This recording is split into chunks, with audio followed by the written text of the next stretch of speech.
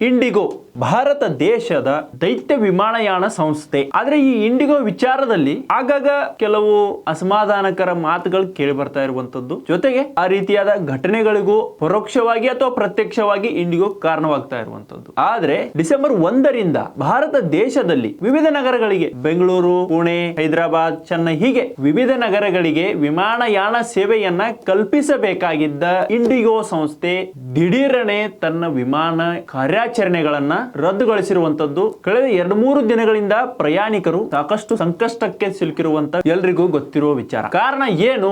ಇದಕ್ಕೆ ಕಾರಣ ಏನು? ಇಷ್ಟೊಂದು ದೊಡ್ಡ ಸಂಸ್ಥೆ ಇಂಡಿಗೋ ಯಾವ ಕಾರಣಕ್ಕೆ ಪ್ರಯಾಣಿಕರಿಗೆ ಈ ರೀತಿಯಾದ ಒಂದು ಸಮಸ್ಯೆಯನ್ನ ತಂದೊಡ್ಡಿತು ಅನ್ನೋದು ಎಲ್ಲರಲ್ಲಿರುವ ಸಾಮಾನ್ಯ ಪ್ರಶ್ನೆ ಆಗಿರುವಂತದ್ದು. ಯಾಕಂದ್ರೆ ಇಂಡಿಗೋ ಒಂದು ದೈತ್ಯ ಸಾಮ್ರಾಜ್ಯ, ಏರ್ಲೈನ್ಸ್ ಇದ್ರಲ್ಲೇ ನಮ್ಮ ವಿಮಾನಯಾನ ಕಾರ್ಯಾಚರಣೆಗಳಲ್ಲೇ, ವಿಮಾನಯಾನ ಸಂಸ್ಥೆಗಳಲ್ಲೇ ಒಂದು ದೊಡ್ಡ ಸಂಸ್ಥೆ, ಬೃಹತ್ ದೈತ್ಯ ಸಂಸ್ಥೆ ಇಂಡಿಗೋ. ಆದ್ರೆ ಇಷ್ಟೊಂದು ದೈತ್ಯ ಸಂಸ್ಥೆ ಇಂಡಿಗೋ ಯಾಕೆ ತನ್ನ ವಿಮಾನಗಳನ್ನು ರದ್ದುಗೊಳಿಸಿತು, ಇದಕ್ಕೆ ಕಾರಣ ಏನು ಅನ್ನೋದು ಸಾಕಷ್ಟು ಜನರ ತಲೆಯಲ್ಲಿದೆ. ಈಗಾಗಲೇ ಎಲ್ಲ ಕಡೆ ಈ ವಿಚಾರ ಚರ್ಚೆನೂ ಆಗ್ತಾ ಇದೆ. ಆದ್ರೆ ಇಂಡಿಗೋ ಕೇಂದ್ರ ಸರ್ಕಾರದ ನಿಯಮಗಳನ್ನ ಅಳವಡಿಸಿಕೊಳ್ಳುವಲ್ಲಿ ವಿಫಲವಾಯ್ತಾ ಅಥವಾ ಎಲ್ಲೋ ಒಂದ್ ಕಡೆ ಹಿನ್ನಡೆ ಅನುಭವಿಸ್ತಾ ಅನ್ನೋದು, ನಿರ್ಲಕ್ಷ್ಯವನ್ನು ತೋರ್ತಾ ಅನ್ನೋದು, ಈ ರೀತಿಯಾದ ಹಲವು ಪದಗಳಿಂದ ನಾವು ಅದನ್ನ ಹೇಳ್ಬಹುದು. ಆದ್ರೆ ವಾಸ್ತವವಾಗಿ ಕೇಂದ್ರ ಸರ್ಕಾರ ನವೆಂಬರ್ 1ರಿಂದ ಜಾರಿಗೆ ತಂದಿರುವ ನಿಯಮಗಳು ಎಲ್ಲೋ ಒಂದ್ ಕಡೆ ಇಂಡಿಗೋ ವಿಮಾನಯಾನ ಸಂಸ್ಥೆ ಮೇಲೆ ಪರಿಣಾಮವನ್ನ ಬೀರಿರುವಂತದ್ದು. ಪರಿಣಾಮ ಬೀರಿದ ಕಾರಣಕ್ಕಾಗಿಯೇ ಈ ರೀತಿಯಾದ ಒಂದು ಸಮಸ್ಯೆ ಉಲ್ಬಣಗೊಂಡಿದೆ. ವಿಮಾನ ಹಾರಾಟದಲ್ಲಿ ವ್ಯತ್ಯಯವಾಗಿದೆ, ಪ್ರಯಾಣಿಕರು ಸಾಕಷ್ಟು ತೊಂದರೆ ಅನುಭವಿಸ್ತಾ ಇದ್ದಾರೆ. ವಿಮಾನಗಳು ರದ್ದಾದ ಕಾರಣ ತಾವು ತಲುಪಬೇಕಾದ ಸ್ಥಳಕ್ಕೆ ತಲುಪಲು ಸಾಧ್ಯವಾಗಲಿಲ್ಲ. ಮದುವೆಗೋ, ಇನ್ನೊಂದು ಶುಭ ಕಾರ್ಯಕ್ಕೋ ಅಥವಾ ಇನ್ನಿತರ ಬೇರೆ ಯಾವುದೋ ಕೆಲಸದ ಮೇಲೆ ವಿದೇಶ ಪ್ರವಾಸ ಆಗ್ಲಿ ಅಥವಾ ಮತ್ತೆ ಇನ್ನಿತರ ತಮ್ಮ ಯಾವ ಕಾರ್ಯಸೂಚಿಗಳನ್ನ ಹಾಕೊಂಡಿರ್ತಾರೋ ಪ್ರಯಾಣಿಕರು, ಆ ರೀತಿಯಾದ ಎಲ್ಲ ಕಾರ್ಯಸೂಚಿ, ಶುಭ ಸಮಾರಂಭ, ಕಂಪನಿಗಳ ಕೆಲಸ, ಈ ರೀತಿಯಾದ ಕೆಲಸಗಳಲ್ಲಿ ಪ್ರಯಾಣಿಕರು ತೊಡಗಿಕೊಳ್ಳಲು ಸಾಧ್ಯವಾಗಲಿಲ್ಲ. ಯಾಕಂದ್ರೆ ತಾವು ಎಲ್ಲಿದ್ದ ಅಂದ್ರೆ ಯಾವ ಸ್ಥಳದಲ್ಲಿದ್ದಾರೋ ಆ ಸ್ಥಳದಿಂದ ಇನ್ನೊಂದು ಸ್ಥಳಕ್ಕೆ ಅವರು ವಿಮಾನದ ಮೂಲಕ ಪ್ರಯಾಣ ಮಾಡಬೇಕಿತ್ತು. ಆದ್ರೆ ವಿಮಾನಗಳ ರದ್ದತಿಯಿಂದ ಈ ಪ್ರಯಾಣ ಸಾಧ್ಯವಾಗಿಲ್ಲ. ಈ ಕಾರಣಕ್ಕಾಗಿಯೇ ಪ್ರಯಾಣಿಕರು ವಿಮಾನ ನಿಲ್ದಾಣದಲ್ಲೇ ಭಜನೆ ಮಾಡ್ತಿದ್ದಾರೆ ಅಂತ ಒಂದು ಸನ್ನಿವೇಶ ನಿರ್ಮಾಣವಾಗಿರುವಂತದ್ದು. ಅಲ್ಲದೆ ಅಲ್ಲೇ ಊಟ, ಅಲ್ಲೇ ನಿದ್ದೆ ಅನ್ನೋ ಒಂದು ಸ್ಥಿತಿಗೆ ಪ್ರಯಾಣಿಕರನ್ನ ಇಂಡಿಗೋ ಮಾಡಿಕೊಂಡಿರುವ ಒಂದು ಎಡವಟ್ಟು ತಂದು ತಲುಪಿಸಿದೆ ಅನ್ನೋದು ಗಮನಾರ್ಹ ಒಂದು ವಿಚಾರವಾಗಿರುವಂತದ್ದು. ಇನ್ನು ಬೆಂಗಳೂರಿನ ಕೆಂಪೇಗೌಡ ಇಂಟರ್ನ್ಯಾಷನಲ್ ಏರ್ಪೋರ್ಟ್ ಅಲ್ಲೇ ನೋಡಿದಾಗ ನೂರಾರು ವಿಮಾನಗಳು ರದ್ದಾಗಿರುವಂತದ್ದು. ನೂರಾರು ಸಾವಿರಾರು ಪ್ರಯಾಣಿಕರು ಅಲ್ಲಿ ಆಕ್ರೋಶವನ್ನು ವ್ಯಕ್ತಪಡಿಸ್ತಾ ಇದ್ದಾರೆ, ಸಿಬ್ಬಂದಿ ಜೊತೆ ವಾಗ್ವಾದಕ್ಕೆ ಇಳ್ತಾ ಇದ್ದಾರೆ. ಕಾರಣ ಇಂಡಿಗೋ ಮಾಡಿರೋ ಒಂದು ತಪ್ಪು ಅನ್ನೋದು ಇಲ್ಲಿ ಗೊತ್ತಾಗ್ತಾ ಇರುವಂತದ್ದು. ಯಾಕಂದ್ರೆ ಕೇಂದ್ರ ಸರ್ಕಾರ ನವೆಂಬರ್ 1ರಿಂದ ಜಾರಿಗೆ ತಂದಿರುವ flight duty time limitations FDTL ಈ ಕಾಯ್ದೆ ಅಂದ್ರೆ 2ನೇ ಹಂತವನ್ನ ಅನುಷ್ಠಾನಕ್ಕೆ ತಂದಿರುವಂತದ್ದು. ಇದರ ಒಂದು ಇಂಪ್ಲಿಮೆಂಟ್, ಇದರ ಜಾರಿಗೆ ಇಂಡಿಗೋ ಸಂಸ್ಥೆ ಮುಂದಾಗಿದೆ. ಆದರೆ ಪೂರ್ವ ಸಿದ್ಧತೆಯನ್ನ ಮಾಡಿಕೊಳ್ಳದೆ ಇಂಡಿಗೋ ಸಂಸ್ಥೆ ಎಡವಟ್ಟು ಮಾಡಿಕೊಂಡಿದೆ. ಇಲ್ಲಿ ಎಡವಿದೆ ಅನ್ನೋದು ಗೊತ್ತಾಗ್ತಾ ಇರುವ ವಿಚಾರ. ಅಫ್ಕೋರ್ಸ್ ಈ ವಿಚಾರಕ್ಕೆ ಸಂಬಂಧಪಟ್ಟಂತೆ ಇಂಡಿಗೋ ಸಹ ಗ್ರಾಹಕರಲ್ಲಿ ಒಂದು ಕ್ಷಮೆಯನ್ನ ಕೇಳ್ಕೊಂಡಿದೆ. ಹೌದು, ಅಷ್ಟಕ್ಕೂ ಕೇಂದ್ರ ಸರ್ಕಾರ ಜಾರಿಗೆ ತಂದಿರುವ ಈ ನಿಯಮದಲ್ಲಿ ಏನಿದೆ?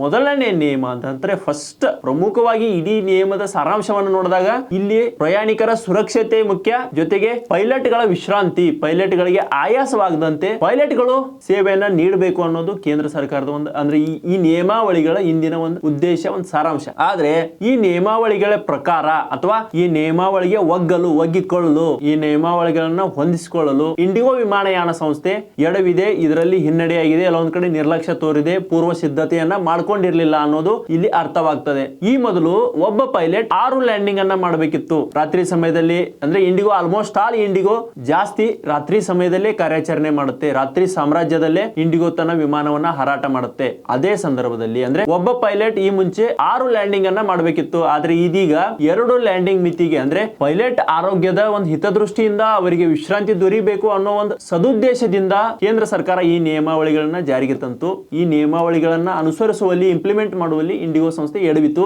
ಈ ಕಾರಣಕ್ಕಾಗಿ ಇವತ್ತು ದೇಶದ ವಿವಿಧ ನಗರಗಳಿಗೆ ವಿಮಾನ ಪ್ರಯಾಣ ರದ್ದಾಗಿ ಪ್ರಯಾಣಿಕರು ಸಾಕಷ್ಟು ತೊಂದರೆಯನ್ನ ಅನುಭವಿಸಿ ಇಂಡಿಗೋಗೆ ಹಿಡಿಶಾಪ ಹಾಕಿದ್ರು. ಇಂಡಿಗೋ ಟಿಕೆಟ್ ಕೌಂಟರ್ ಗಳಲ್ಲಿ ಗಲಾಟೆಗಳಾದವು, ಮಾತಿನ ಚಕಮಕಿಗಳಾದವು. ಇದಕ್ಕೆಲ್ಲ ಕಾರಣ ನಿಯಮಾವಳಿಗಳು ಅನ್ನೋದು ಮೇಲ್ನೋಟಕ್ಕೆ. ಆದ್ರೆ ಇಂಡಿಗೋ ಇದನ್ನ ಇಂಪ್ಲಿಮೆಂಟ್ ಮಾಡುವಲ್ಲಿ ಪೂರ್ವ ಸಿದ್ಧತೆ ಮಾಡ್ಕೊಂಡಿರ್ಲಿಲ್ಲ.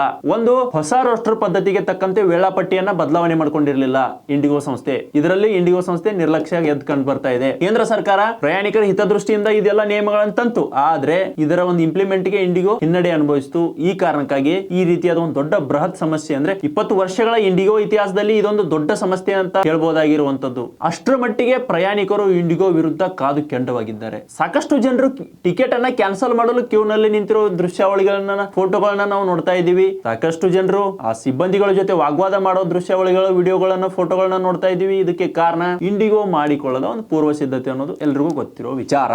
ಆದರೆ ಕೇಂದ್ರ ಸರ್ಕಾರ ಅಥವಾ ನಾಗರಿಕ ವಿಮಾನಯಾನ ಆಗಲಿ ಅಥವಾ ಡಿಜಿಸಿ ಆಗಲಿ ಎಲ್ಲದರ ಉದ್ದೇಶ ಪ್ರಯಾಣಿಕರ ಹಿತದೃಷ್ಟಿ ಜೊತೆಗೆ ಪೈಲಟ್ ಗಳ ಒಂದು ಆಯಾಸ ತಗ್ಗಿಸಬೇಕು, ಅವರು ವಿಶ್ರಾಂತಿ ಪಡಿಬೇಕು. ಯಾಕಂದ್ರೆ ಪೈಲಟ್ ಅಂದ್ರೆ ಒಬ್ಬ ಪೈಲಟ್ ಒಂದು ವಿಮಾನದ ಚಾಲಕನಾಗ್ತಾನೆ, ಅವನೇ ಇಡೀ ಆ ವಿಮಾನದಲ್ಲಿರುವ ನೂರಾರು ಜೀವಗಳ ಹೊಣೆಗಾರಿಕೆಯನ್ನು ಹೊರಬೇಕಾಗುತ್ತೆ, ಆ ಜವಾಬ್ದಾರಿಯನ್ನು ಹೊರಬೇಕಾಗುತ್ತೆ. ಅದೊಂದು ಸಾಮಾನ್ಯ ಜವಾಬ್ದಾರಿ ಅಲ್ಲ, ಅದೊಂದು ದೊಡ್ಡ ಜವಾಬ್ದಾರಿ. ಈ ಕಾರಣಕ್ಕಾಗಿ ಅಂದ್ರೆ ಸಾಕಷ್ಟು ವಿಚಾರಗಳನ್ನು ನೋಡಿದಾಗ ಅಥವಾ ಈ ಹಿಂದಿನ ಈ ವಿಮಾನಗಳ ಒಂದು ಅಪಘಾತಗಳ ವಿಚಾರದಲ್ಲಿ ನೋಡಿದಾಗ, ವಿಮಾನಗಳ ಘರ್ಷಣೆ ವಿಚಾರದಲ್ಲಿ ನೋಡಿದಾಗ ಪೈಲಟ್ ಗಳ ಆರೋಗ್ಯ ಸ್ಥಿತಿಯು ಇದರಲ್ಲಿ ಇಂಪಾರ್ಟೆಂಟ್ ಆಗುತ್ತೆ. ಅವರು ನಿದ್ರಾಹೀನರಾಗ್ತಾರೆ, ಎಲ್ಲ ಒಂದ್ ಕಡೆ ಆನ್ ಮೂವಿಂಗ್ ಅಲ್ಲೇ ನಿದ್ದೆ ಮಾಡ್ತಾರೆ. ಈ ರೀತಿಯಾದ ಘಟನೆಗಳು ಈ ಹಿಂದಿನ ವಿಮಾನ ಅಪಘಾತಗಳನ್ನ ನೋಡಿದಾಗ ಅರ್ಥ ಮಾಡ್ಕೋಬಹುದು. ಈ ಎಲ್ಲ ವಿಚಾರವನ್ನ ಗಮನಿಸಿ ಕೇಂದ್ರ ಸರ್ಕಾರ ಈ ರೀತಿಯಾದ ಒಂದು ಪೈಲಟ್ ಗೆ ತೊಂದರೆ ಆಗಬಾರದು ಅನ್ನೋ ಒಂದು ಉದ್ದೇಶದಿಂದ ನೂತನ ನಿಯಮಾವಳಿ ತಂತು. ಇದೇ ಎಫೆಕ್ಟ್ ಗೆ ಕಾರಣ ಅಂತ ಹೇಳಲಾಗ್ತಾ ಇದೆ. ಆದ್ರೆ ಇಂಡಿಗೋಗೂ ಸಹ ಸಾಕಷ್ಟು ಅಂದ್ರೆ ನೂತನ ನಿಯಮಾವಳಿಗಳಿಗೆ ತಕ್ಕಂತೆ ಇಂಡಿಗೋ ಸಹ ಸಾಫ್ಟ್ವೇರ್ ಅನ್ನ ಅಪ್ಡೇಟ್ ಮಾಡಿಕೊಳ್ಳುವಲ್ಲಿ ಸಾಫ್ಟ್ವೇರ್ ಅನ್ನ ಇಂಡಿಗೋ ಎಡವಿತು.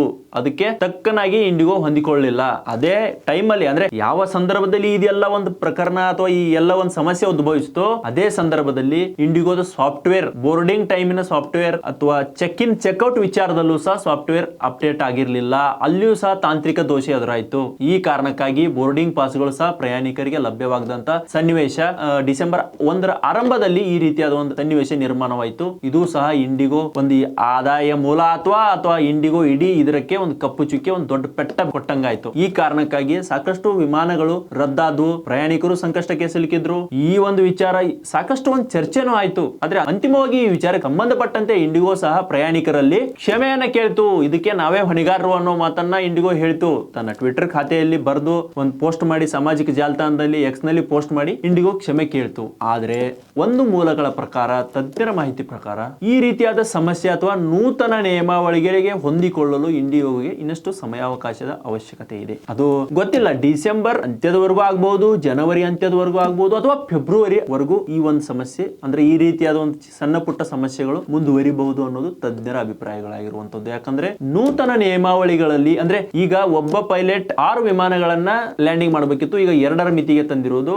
ಇನ್ನುಳಿದ ಗ್ಯಾಪ್ ಅನ್ನ ತುಂಬಿಕೊಳ್ಳಲು ಸಿಬ್ಬಂದಿಗಳ ಕೊರತೆ ಇಂಡಿಗೋ ವಿಮಾನಯಾನ ಸಂಸ್ಥೆಗೆ ಎದುರಾಗಿರುವಂತದ್ದು. ದಿಢೀರಾಗಿ ಸಿಬ್ಬಂದಿಗಳ ಕೊರತೆ ಎದುರಾಗಿರುವಂತದ್ದು. ತಾಂತ್ರಿಕ ದೋಷವು ಸಹ ಅದೇ ಟೈಮಲ್ಲಿ ಕೈ ಕೊಟ್ಟದ್ದು. ಸರ್ವರ್ ಸಹ ಅದೇ ಟೈಮಲ್ಲಿ, ಸಾಫ್ಟ್ವೇರ್ ಸಹ ಅದೇ ಟೈಮಲ್ಲಿ ಕೈ ಕೊಟ್ಟಿತು. ಈ ಕಾರಣಕ್ಕಾಗಿಯೇ ಇಂಡಿಗೋ ಸಂಸ್ಥೆ ಒಂದು ಇಡೀ ಕಾರ್ಯಾಚರಣೆ ಎಲ್ಲೋ ಒಂದ್ ಕಡೆ ದೊಡ್ಡ ಪೆಟ್ಟು ಬಿದ್ದಂತಾಯ್ತು. ಇಡೀ ಕಾರ್ಯಾಚರಣೆಗೆ ದೊಡ್ಡ ಏಟು ಬಿದ್ದಂತಾಯ್ತು. ಗ್ರಾಹಕರು ಸಮಸ್ಯೆಗೆ ಸಿಲುಕಿದ್ರು. ಇದೊಂದು ವಿಚಾರ. ಇನ್ನೊಂದು ವಿಚಾರ, ಪೈಲಟ್ ಗಳನ್ನ ನೋಡ್ಬೇಕಾದ್ರೆ, ಪೈಲಟ್ ಗಳ ವಿಚಾರದಲ್ಲಿ ನೋಡ್ಬೇಕಾದ್ರೆ, ಅವರಿಗೆ ಒಬ್ಬ ಪೈಲಟ್ಗೆ ಅಂದ್ರೆ ಒಬ್ಬ ವಿಮಾನ ಪೈಲಟ್ಗೆ ಒಂದು ದಿನಕ್ಕೆ 8 ಗಂಟೆ, ಒಂದು ವಾರಕ್ಕೆ 35 ಗಂಟೆ, ತಿಂಗಳಿಗೆ 125 ಗಂಟೆ, ವರ್ಷಕ್ಕೆ 1000 ಗಂಟೆ, ಇಷ್ಟರ ಮಿತಿಯನ್ನ ಅವರು ಇಷ್ಟು ಗಂಟೆಗಳ ಕಾಲ ಅಂದ್ರೆ ಯಾವ ಶೆಡ್ಯೂಲ್ಗೆ ತಕ್ಕಂತೆ ಅವರು ಇಷ್ಟು ಗಂಟೆಗಳ ಕಾಲ ಸೇವೆಯನ್ನ ಸಲ್ಲಿಸಬೇಕು. ಈ ರೀತಿಯಾದ ಒಂದು ಕರ್ತವ್ಯವನ್ನ, ಅವ್ರ ಕೆಲಸವನ್ನ ನಿಭಾಯಿಸಬೇಕು. ಇದೇ ವಿಚಾರದಲ್ಲಿ ಇದೀಗ ಕೇಂದ್ರ ಸರ್ಕಾರ ಮತ್ತಷ್ಟು ಬದಲಾವಣೆಗೆ ಮುಂದಾಗಿರುವಂತದ್ದು ಈ ಸಮಸ್ಯೆಗೆ ಪ್ರಮುಖವಾದ ಕಾರಣ ಅಂತ ಹೇಳಲಾಗ್ತಾ ಇದೆ. ಇಂಡಿಗೋ 6 ಮಿತಿಯಿಂದ 2 ಮಿತಿಗೆ ಕೇಂದ್ರ ಸರ್ಕಾರ ಇಳಿಸಿದ ನಂತರ ಈ ಮೊದಲು ಇಂಡಿಗೋ ಏನ್ ಮಾಡ್ತಿತ್ತಂದ್ರೆ ಕಡಿಮೆ ಸಿಬ್ಬಂದಿಯನ್ನು ಬಳಸಿ ಹೆಚ್ಚು ಲಾಭ ಗಳಿಸುವ ಒಂದು ಗುರಿಯನ್ನ ಇಟ್ಕೊಂಡಿತ್ತು. ಅದರಲ್ಲಿ ಅದು ಹಾಗೆ ಮುಂದೆ ಸಾಗ್ತಾ ಇತ್ತು. ಯಾಕಂದ್ರೆ ಕಡಿಮೆ ಸಿಬ್ಬಂದಿಯನ್ನು ಬಳಸಿಕೊಳ್ಳೋದು, ಅವ್ರ ಮೇಲೆ ವರ್ಕ್ ಪ್ರೆಷರ್ ಕೊಡೋದು, ಅವರಿಂದ ಕೆಲಸ ತೆಗೆಸಿಕೊಳ್ಳೋದು, ಆದ್ರೆ ಲಾಭವನ್ನ ಜಾಸ್ತಿ ಗಳಿಸೋದು.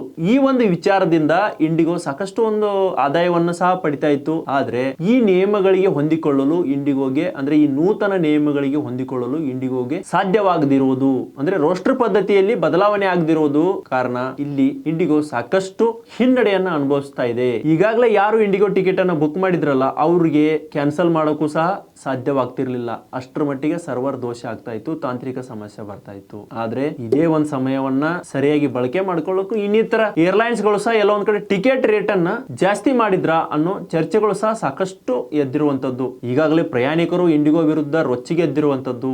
ಇದೇ ಸಮಯದಲ್ಲಿ ಈ ರೀತಿಯಾಗಿ ವಿಮಾನಯಾನ ಅಂದ್ರೆ ಇನ್ನಿತರ ವಿಮಾನಯಾನ ಸಂಸ್ಥೆಗಳು ಎಲ್ಲ ಒಂದ್ ಕಡೆ ಇನ್ನಷ್ಟು ಜಾಸ್ತಿ ಹಣ ಮಾಡಕ್ಕೆ ಇಳಿದ್ವಾ ಅನ್ನೋ ಚರ್ಚೆಗಳು ಸಹ, ಪ್ರಶ್ನೆಗಳು ಸಹ ಮೂಡ್ತಾ ಇರುವಂತದ್ದು. ಇನ್ನೊಂದು ವಿಚಾರ ನೋಡ್ಬೇಕಾದ್ರೆ, ಇಂಡಿಗೋ ಒಂದು ದೈತ್ಯ ವಿಮಾನಯಾನ ಸಂಸ್ಥೆ ಭಾರತದ ಬಹುಪಾಲು ವಿಮಾನಯಾನ ಕಾರ್ಯಾಚರಣೆಗಳನ್ನ ಇಂಡಿಗೋ ಸಂಸ್ಥೆ ಮಾಡ್ತಾ ಬರ್ತಾ ಇದೆ. ದಿನಕ್ಕೆ 2400ಕ್ಕೂ ಅಧಿಕ ವಿಮಾನಗಳ ಹಾರಾಟದ ಒಂದು ಕೆಲಸವನ್ನ ಅಥವಾ ಒಂದು ಆ ಪ್ರಕ್ರಿಯೆ ಒಂದು ಆ ಕಾರ್ಯಾಚರಣೆಯಲ್ಲಿ ಇಂಡಿಗೋ ಎತ್ತಿದ ಕೈ. ಆದ್ರೆ ದಿಢೀರಾಗಿ ಈ ರೀತಿಯಾದ ಒಂದು ಸಮಸ್ಯೆ ಎದುರಾಗಿರುವುದು ಸಾಕಷ್ಟು ಎಲ್ಲರಿಗೂ ಸಹ ಚಿಂತನೆಯ ವಿಚಾರವಾಗಿರುವಂತದ್ದು, ಒಂದು ಚಿಂತೆ ಮಾಡಬೇಕಾದ ಒಂದು ಸನ್ನಿವೇಶ ಇದೀಗ ನಿರ್ಮಾಣವಾಗಿರುವಂತದ್ದು. ಕೇಂದ್ರ ಸರ್ಕಾರ ಏನೋ ನೂತನ ನಿಯಮಗಳನ್ನು ತಂತು, ಆದ್ರೆ ಒಂದು ವಿಮಾನ ಅಂದ್ರೆ ಒಬ್ಬ ಪೈಲಟ್ ಕೇವಲ 2 ಮಿತಿಗೆ ಇಳಿಸಿದ ಪರಿಣಾಮ ಒಂದು ವಿಮಾನ ವಿಳಂಬವಾದ ನಂತರ ಅದು ಆ ಒಂದು ವಿಮಾನದ ವಿಳಂಬದ ಎಫೆಕ್ಟ್ ಮುಂಬರುವ ವಿಮಾನ ಇನ್ನಿತರ ವಿಮಾನಗಳ ಮೇಲೆ ಸಾಕಷ್ಟು ಒಂದು ಪರಿಣಾಮ ಬೀರುತ್ತೆ, ಎಫೆಕ್ಟ್ ಬೀರುತ್ತೆ. ಅದೇ ಕಾರಣಕ್ಕಾಗಿ ವಿಮಾನಗಳಲ್ಲಿ ವಿಳಂಬವೂ ಸಹ ಆಗ್ತಾ ಇರುವಂತದ್ದು ಇಂಡಿಗೋ ವಿಚಾರದಲ್ಲಿ. ಈ ಹಿನ್ನೆಲೆಯಲ್ಲಿಯೇ ಇದೀಗ ಕೇಂದ್ರ ಸರ್ಕಾರ ಡಿಜಿಸಿಎ ನಿಯಮಗಳನ್ನ ಎಲ್ಲ ಒಂದ್ ಕಡೆ ಸಡಿಲಿಸಲು ಯೋಚನೆ ಮಾಡಿದಂತೆ ಕಂಡು ಬರ್ತಾ ಇದೆ. ಆದ್ರೆ ಒಟ್ನಲ್ಲಿ ಸದ್ಯಕ್ಕೆ ವಿಮಾನಯಾನ ಒಂಥರ ಅಧ್ವಾನದ ರೀತಿಯಲ್ಲಿ ಇಂಡಿಗೋ ವಿಚಾರದಲ್ಲಿ ನಾವು ಗಮನಿಸಬೇಕಾದ ಒಂದು ಸಂಗತಿಯಾಗಿರುವಂತದ್ದು. ವಿಮಾನಯಾನ ಮಾಡಬೇಕಾದವರು ಅಧ್ವಾನ ಸ್ಥಿತಿಗೆ ತಲುಪಿದ್ರ ಅನ್ನೋ ಪ್ರಶ್ನೆಗಳು ಮೂಡ್ತಾ ಇರುವಂತದ್ದು. ಯಾಕಂದ್ರೆ ಡಿಸೆಂಬರ್ 1ರಿಂದ ಇದುವರೆಗೂ ಸಾಕಷ್ಟು ವಿಮಾನಗಳ ರದ್ದತಿಯಾಗಿರುವಂತದ್ದು. ಪ್ರಯಾಣಿಕರು ವಿಮಾನ ನಿಲ್ದಾಣಗಳಲ್ಲೇ ಇದ್ದಾರೆ. ಪುಣೆ, ಬೆಂಗಳೂರು, ಹೈದರಾಬಾದ್, ಮುಂಬೈ ಈ ರೀತಿಯಾದ ಪ್ರಮುಖ ನಗರಗಳಿಗೆ ತೆರಳಬೇಕು, ಜೊತೆಗೆ ವಿದೇಶಕ್ಕೂ ತೆರಳಬೇಕಾದ ವಿಮಾನಗಳು ಸಹ ರದ್ದಾಗಿರುವಂತದ್ದು. ಎಲ್ಲ ವಿಮಾನಗಳು ಈ 100 ವಿಮಾನಗಳ ರದ್ದತಿಯಿಂದ ಪ್ರಯಾಣಿಕರು ಸಂಕಷ್ಟಕ್ಕೆ ಸಿಲುಕಿರುವ ವಿಚಾರ ಸಾಕಷ್ಟು ಸದ್ದು ಮಾಡ್ತಾ ಇರುವಂತದ್ದು. ಇದೀಗ ಈ ವಿಚಾರ ರಾಜಕೀಯ ಸ್ವರೂಪ ಪಡೆದುಕೊಂಡಿದ್ದು, ವಿಮಾನಯಾನ ಒಂದು ಕ್ಷೇತ್ರದಲ್ಲಿ ಏಕಸ್ವಾಮ್ಯತೆಯನ್ನ ಸಾಧಿಸಲು ಹೊರಟವರು ಎಲ್ಲ ಒಂದ್ ಕಡೆ ಈ ವಿಚಾರದ ಬಗ್ಗೆ ಗಮನ ಹರಿಸಬೇಕು ಅನ್ನೋದು ಲೋಕಸಭೆ ವಿಪಕ್ಷ ನಾಯಕ ರಾಹುಲ್ ಗಾಂಧಿ ಅವರು ಸಹ ಕೇಂದ್ರ ಸರ್ಕಾರಕ್ಕೆ ಎಲ್ಲ ಒಂದ್ ಕಡೆ ತಿವಿದಿರುವಂತದ್ದು. ಏಕಸ್ವಾಮ್ಯತೆ ನೀತಿಯಿಂದ ಇನ್ಯಾರಿಗೋ ನೀವು ಲಾಭ ಮಾಡಿಕೊಡಲು ಈ ರೀತಿಯಾದ ಒಂದು ಇಂಡಿಗೋ ಸಂಸ್ಥೆಗೆ ನೀವು ಹೊಡೆತ ಕೊಡೋಕೆ ಮುಂದಾಗಿದ್ದೀರಿ, ಇದ್ಯಾವ ನ್ಯಾಯ? ಇದರಲ್ಲಿ ಯಾವುದೇ ರಾಜಕೀಯ ಮಾಡದೆ ಎಲ್ಲ ಕೇಂದ್ರ ಸರ್ಕಾರ ತ್ವರಿತಗತಿಯಲ್ಲಿ ಈ ಸಮಸ್ಯೆ ನಿವಾರಣೆಗೆ ಮುಂದಾಗಬೇಕು ಅನ್ನೋ ಒಂದು ಒತ್ತಾಯವನ್ನು ಸಹ ರಾಹುಲ್ ಗಾಂಧಿ ಅವರು ಮಾಡಿರುವ ವಿಚಾರ ಎಲ್ರಿಗೂ ಗೊತ್ತಾಗ್ತಾ ಇದೆ. ಹೆಚ್ಚಿನ ವಿಡಿಯೋಗಳಿಗೆ ಪ್ರತಿಧ್ವನಿ ಯೂಟ್ಯೂಬ್ ಚಾನೆಲ್ ಸಬ್ಸ್ಕ್ರೈಬ್ ಮಾಡಿ, ಬೆಲ್ ಐಕಾನ್ ಕ್ಲಿಕ್ ಮಾಡಿ.